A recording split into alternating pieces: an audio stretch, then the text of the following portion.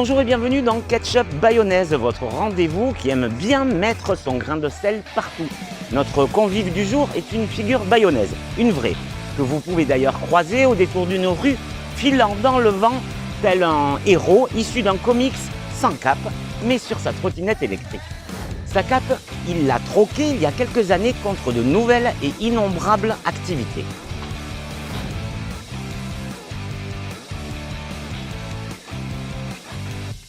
Il a foulé le sable de l'Âche-Paillé. Aujourd'hui, c'est sur les pelouses des terrains de foot ou encore dans les spots de surf du coin que sa silhouette gracile s'exerce à de nouvelles figures. Ou même rue Poissonnerie, derrière le comptoir de sa boutique dans laquelle désormais il officie.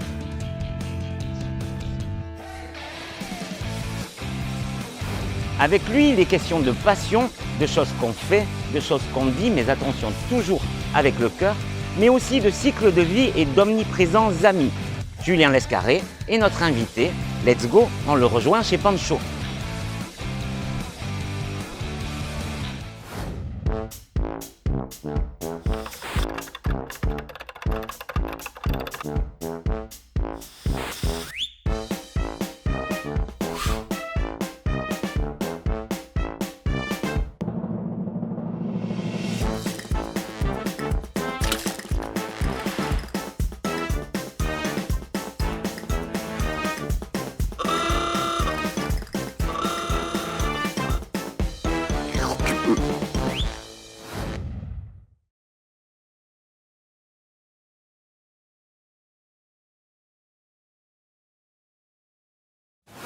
Julien, bonjour.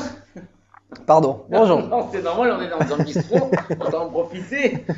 Comment ça va? Ma foi, ça va plutôt bien, malgré le contexte difficile. Je suis un privilégié, donc tout va bien. Alors, on l'a dit, on est dans un bistrot. Dans un bistrot, il y a une carte, un menu.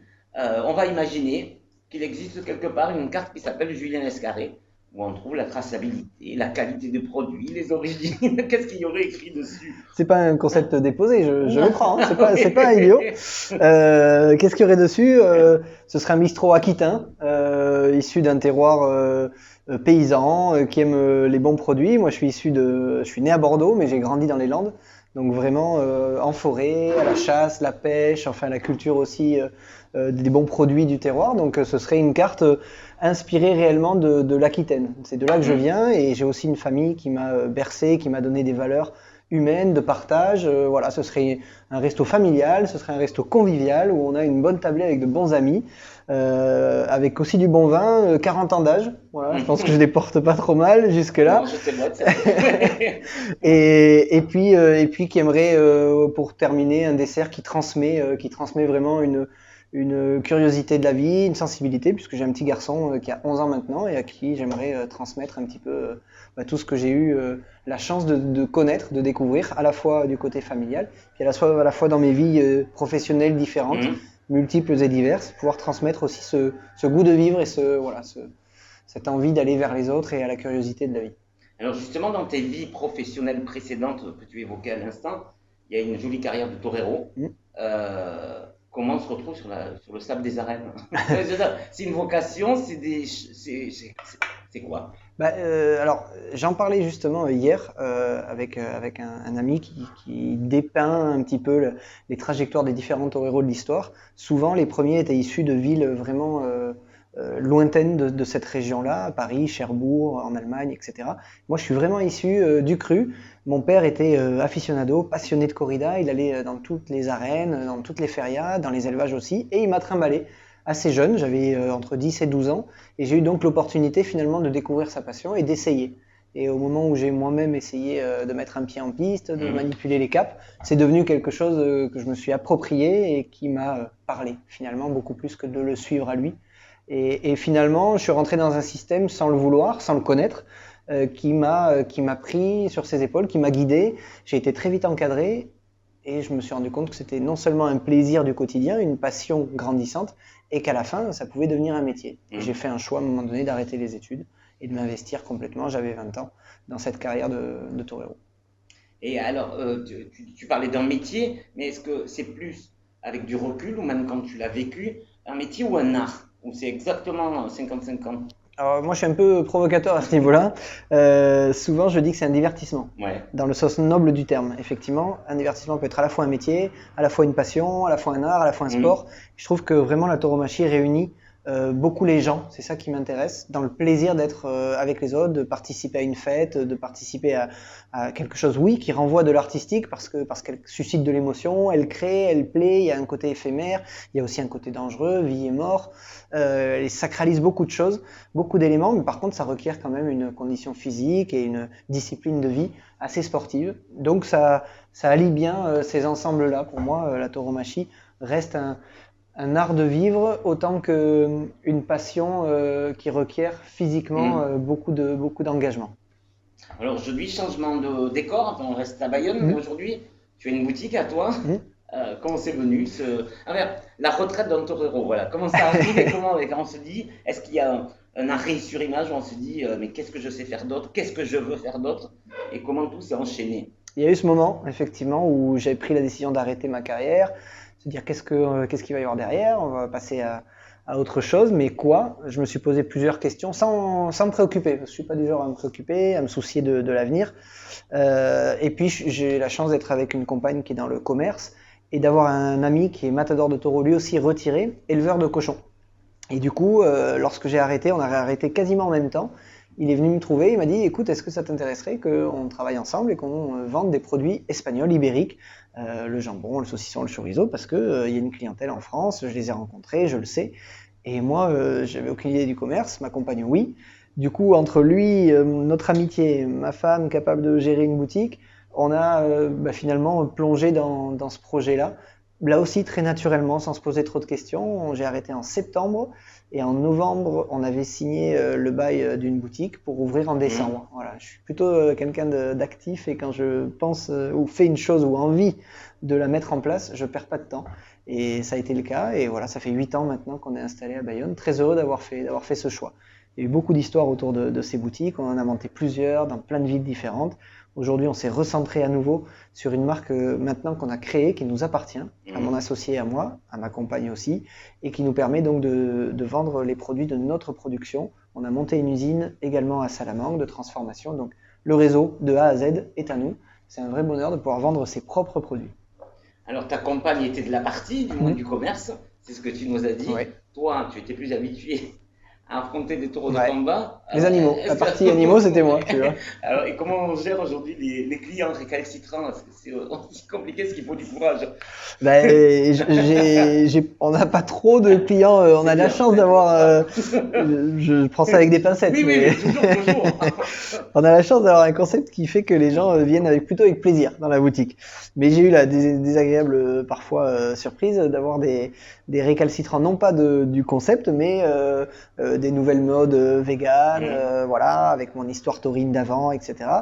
Donc il y a eu des petites histoires comme ça où ils sont venus casser les vitrines, taguer, faire entendre leur voix. Et malheureusement, ça fait partie, je dirais, presque d'une vie d'une boutique, comme quand j'étais torero. Les critiques, les performances, les échecs font partie de cette vie-là. Moi, je considère que ça fait aussi partie de la vie d'une boutique. Très bien, on va passer tout de suite à la première rubrique qui s'appelle Mise en bouche.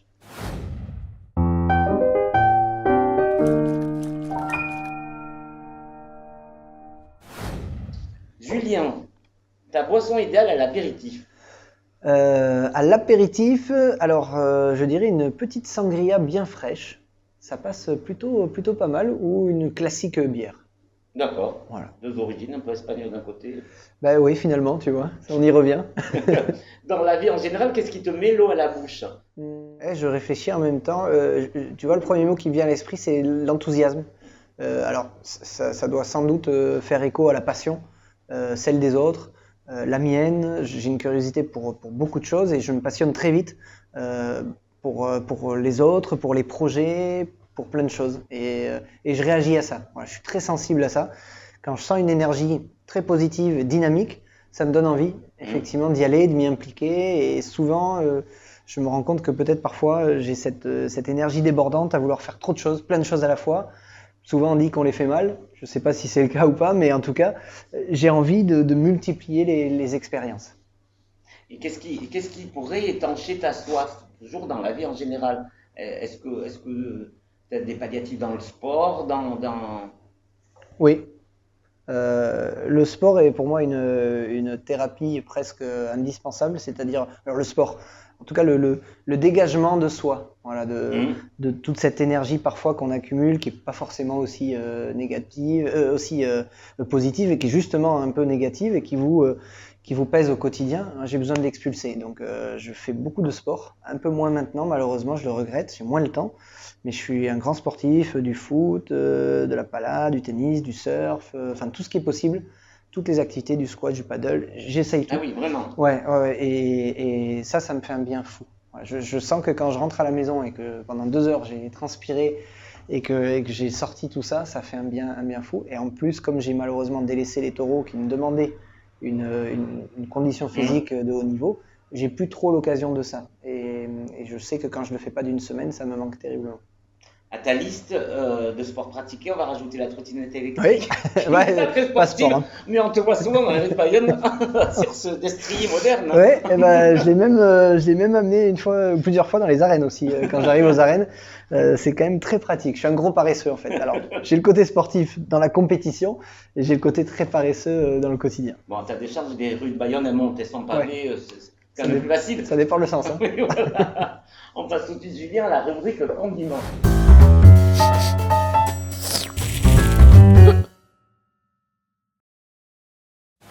On va revenir sur ta carrière, Julien. Euh,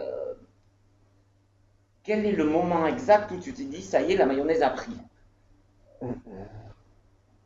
Est-ce qu'il y a un déclencheur, une personne, je ne sais pas qui Non. fait. Voilà. Non, non, pas réellement. J'ai eu la sensation d'aller sur un chemin très naturel. Souvent, les enfants, alors j'admire ça, hein, qu'ils sont capables de dire, moi je serai ça, je veux faire ça. J'ai jamais eu ce discours avec mes parents. J'ai jamais rien abandonné à côté. Hmm.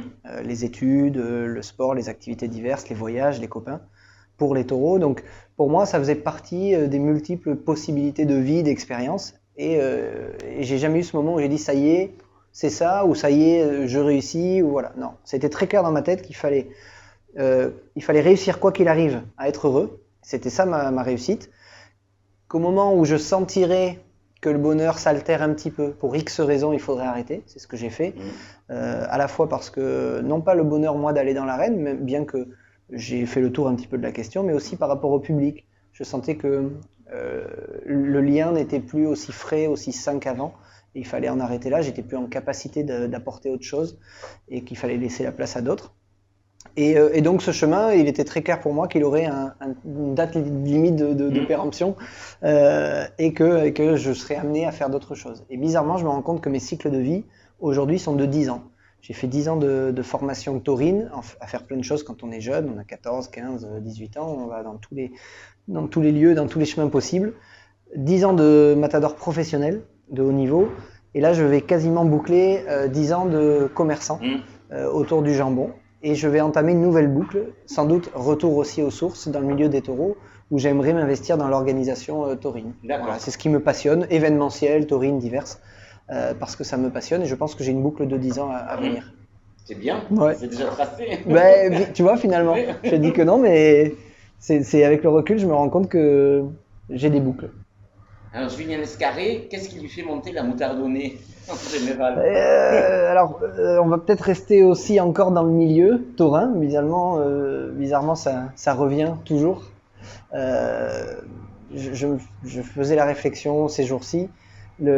C'est pas l'intolérance, mais c'est la non-acceptabilité des autres ou de la sensibilité des autres. Et dans le milieu taurin qui est souvent un peu fermé, c'est un carcan quand même, quelque chose qui est pas toujours ouvert à tous. Souvent, la vérité des uns doit être la vérité de tous. Et ça me dérange. J'aime dans l'art qu'il y ait une liberté totale, qu'il y ait une capacité humaine à exprimer les choses et qu'elles soient diverses et multiples. Et je trouve que ça nourrit forcément, naturellement, le cœur même de la tauromachie. Donc je suis confronté, ou j'ai été confronté à ça autrefois. J'ai fait une pause pendant quelques temps et j'y reviens. Et je me retrouve à nouveau confronté à parfois ce manque de sensibilité ou ce manque de capacité de prendre le bonheur tel qu'il est, tel qu'il vient. 40 ans, c'est souvent l'heure du bilan, malgré soi ou pas. Bon, ça fait très bien de le faire. Merci. C'est vous dit non. Mais ce que je veux dire. Et parfois, on se dit, ben, ma vie, elle est peut-être parfois monotone. Alors, c'est quoi la recette du Julien Scarré pour mettre du piment dans sa vie? Alors, bizarrement, je pense que j'arrive à une période de ma vie où j'ai 10 ans à exercer ce que je fais le mieux. Alors, je ne sais plus quel est ce type qui a monté une fortune, un site incroyable, je crois. Je ne sais pas s'il n'est pas chinois d'ailleurs. Il disait qu'il faut se former de 20 à 30 ans, de 30 à 40, il faut apprendre auprès de quelqu'un. Son métier, à 40 à 50, on fait ce qu'on sait faire de mieux. De 50 à 60, on forme et après, on profite de la vie. Ça me motive, tu vois, pour la suite. Ouais. Je me sens un petit peu dans cette période-là. Je me sens en capacité de faire des choses, avoir beaucoup de projets, de les réaliser sciemment. Et ce qui me rend heureux, ce qui me motive, c'est la perspective peut-être que j'aurai enfin, j'espère, d'ici quelques temps, l'opportunité de réaliser un de mes rêves qui est de faire le tour du monde. Voilà, ça me motive terriblement pour aujourd'hui essayer de donner l'énergie la plus belle possible, la plus grande possible pour capitaliser, pour gagner ma vie, faire vivre ma famille et peut-être qu'un jour j'aurai la chance de pouvoir réaliser un rêve d'enfant.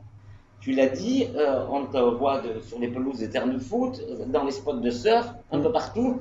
Est-ce qu'il y a un domaine, alors sportif pas forcément, n'importe quoi, c'est à ton choix, dans lequel tu te dis, mon Dieu, j'y mettrai jamais mon grain de sel? Alors je suis vraiment pas doué en musique, par exemple. Il y a beaucoup de choses comme ça, le dessin, voilà, ça c'est sûr que, alors ma famille me le dira, j'aime toucher à tout et j'aime tout expérimenter. Et quand je rate quelque chose, il faut que je sache pourquoi ou il faut que je l'ai essayé. Alors c'est souvent une catastrophe, mais j'ai ce besoin, je sais pas, naturel de faire les choses. Et je me passionne aussi beaucoup lorsque j'ai la possibilité de mettre en pratique. Que ce soit, je pense à la comptabilité par exemple, à la boutique où je suis une catastrophe, mais j'ai eu besoin de le faire pendant quelques temps pour le comprendre. J'adore le foot, mais j'ai du mal à regarder à la télé, il faut que je joue. Torer, c'est pareil, j'ai du mal à aller aux arènes, il faut que je sois actif, acteur. Et j'ai ce mécanisme-là qui me pousse à faire les choses. Alors j'ai essayé la musique plusieurs reprises et je suis une catastrophe. Voilà. Mais quels instruments? J'ai essayé la guitare, j'ai fait le piano, la batterie, je suis nul. Voilà. C'est bien, il faut toujours savoir rendre son tablier. Alors là, c'est sûr que là, ce niveau-là. On continue doucement, mais gentiment, et on y va. C'est la rubrique digestive.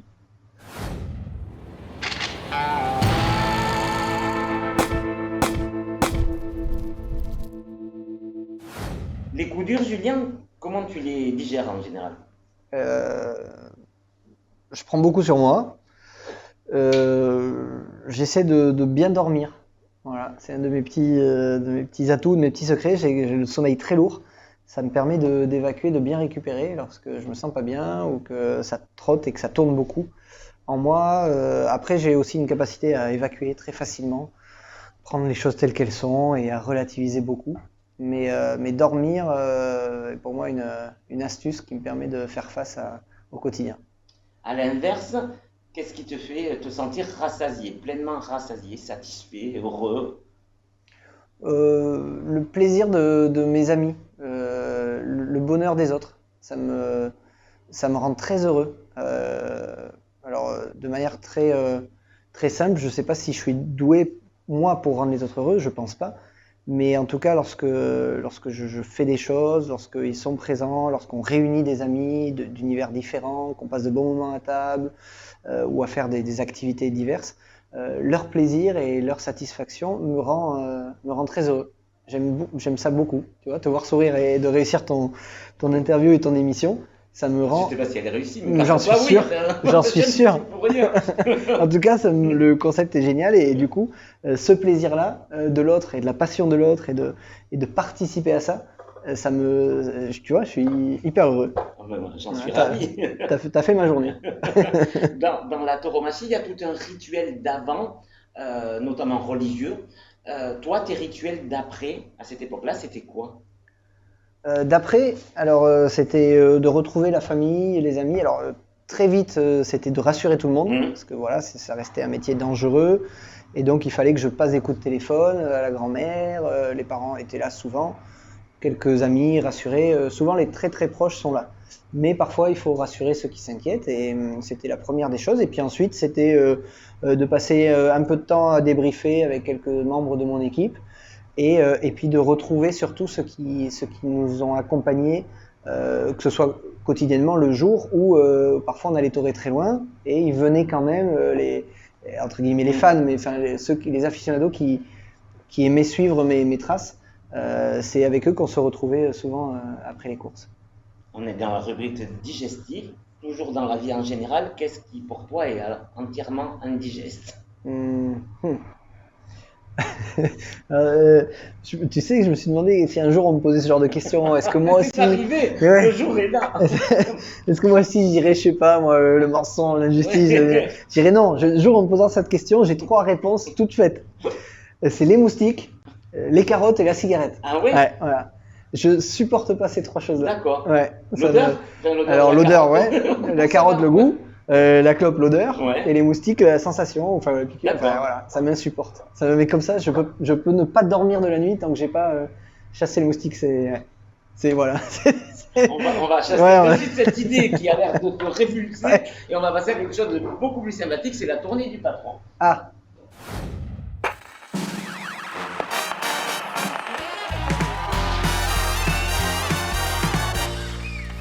Alors Julien, le patron, il est là pour sa tournée, mais sa tournée aussi de questions. Alors, on l'écoute. Julien, tu es un courageux. C'est quand même être torero, il faut être courageux. En revanche, là, pendant l'interview, j'ai appris que tu étais d'origine landaise, bordelais, pour venir vendre du jambon espagnol à Bayonne. Oui. Bon. Comme quoi, tu vois, j'ai peur de rien. Hein, comme tu dis. Ouais, j'aime bien les mélanges de genres. Voilà, tu as subi un petit peu ce genre de... Non. Pas du tout. Alors, est-ce que pour parler particulièrement du jambon espagnol, c'est cohérent avec ma carrière et avec la suite logique des choses? Donc, je pense que voilà, j'ai rien inventé. J'ai voulu faire des choses qui se sont présentées à moi, sans prétention. Et peut-être que ma carrière m'a aidé aussi à éviter quelques désagréments. Pourquoi pas, j'en sais rien. En tout cas, il me semblait que c'était tout à fait cohérent avec ce que je suis, avec ce que j'ai vécu. Donc pour l'histoire, voilà, j'ai pas eu de... Bon, moi je suis landais, c'est pas un écueil non plus. Bah oui, ah bon? Voyons, allons. Alors on a eu quelques petites questions aussi d'internautes qui se sont passées sur ton cas, dont tu as adressé des questions, dont Mélanie, qui habite à Bayonne, qui te croise. Non, on n'est pas surpris. Ouais. Vous l'avez retrouvé.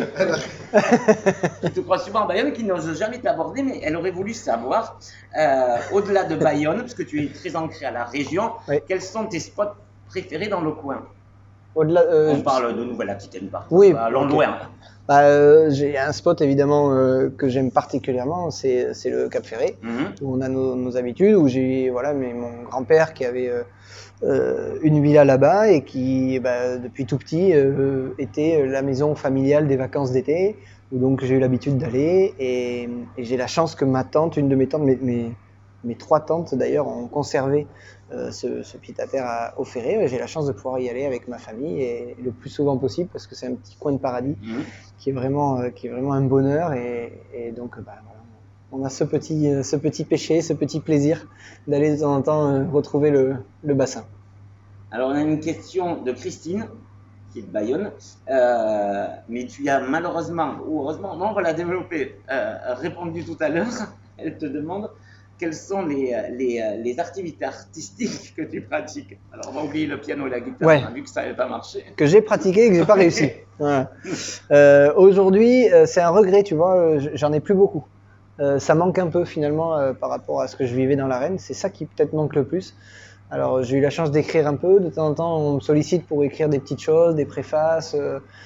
Voilà, mais ça, j'aime bien ce plaisir-là. Et ce plaisir à la fois ludique, personnel, et ce plaisir éphémère, voilà, d'écrire des choses qui ne restent pas ou qui disparaissent.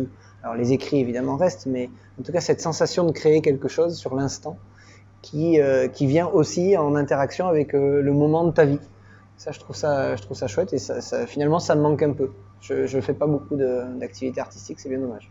Et alors, j'en reviens aux activités artistiques, on n'en a pas parlé, mais tu as joué l'acteur, notamment dans un film de Delphine Glaise qui s'appelait Carnage. Ouais. On t'a vu dans des séries aussi. Ouais. Voilà. Comment c'est venu tout ça? Et est-ce que c'est à l'ordre du jour? Est-ce que c'est un cycle de 10 ans qui est fini? Ouais, exactement. C'est un peu ça. J'aurais pas été contre, tu vois, d'autres expériences. Elles sont pas arrivées, donc je dois pas être un super acteur non plus. Tu vois. Apparemment, je fais très bien l'acteur mort ou endormi. Parce que dans Carnage, je prenais un coup de corne, j'étais dans le coma. Et dans le film, dans la série télé, on me tue. Oui, Donc, voilà. Donc je dois avoir une tête vraiment magnifique pour mort. Et donc il n'y a pas eu d'expérience derrière. C'était des aléas de la carrière taurine, de la reine. Voilà. J'ai eu la chance de faire vraiment un paquet de choses et des expériences formidables. Je suis allé enseigner même à des élèves de théâtre en Suisse.